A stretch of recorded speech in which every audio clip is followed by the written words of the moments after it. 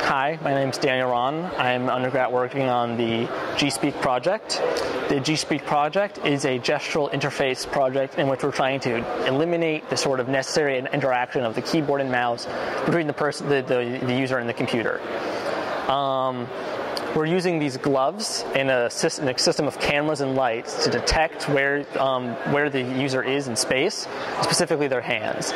The system uses gestures to manipulate the software and interact with the computer. The way this works is we have a few simple gestures. Like I said, the point gesture, you will see a cursor appear on screen. It's more like a target. And then sort of like the fire gesture, you imagine you're a 5-year-old kind of going like bang. Just pick it up and you move it around. And the computer tracks where your hand is. You can track where you're pointing off the screen, bring it down around here. We actually have a fourth projector, so we can bring it down here and bring it around and leave it there. We can go 2 hands at once. And there's actually no limit to the number of gloves it can support, except for by processing power.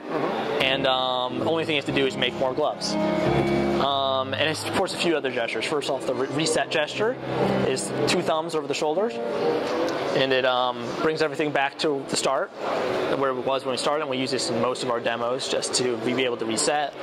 We have the circle gesture, which is like giving it an OK. You make this a circle. We have the randomizing gesture, which is like you pinch and you pull. And depending on how much you pull, it gets wider or narrower.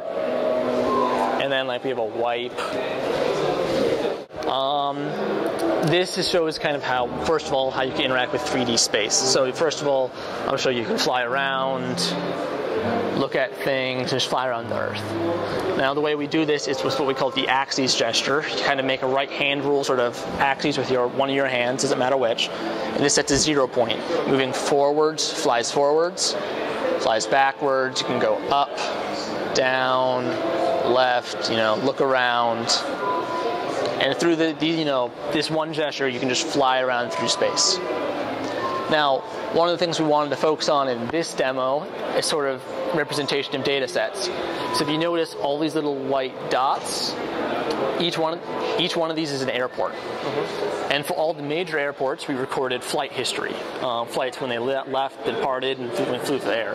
So if I pull back a bit, and I go through this is a gesture specific for this program, but if I swipe like this, and the flights start showing up, and you can fly around and look at them,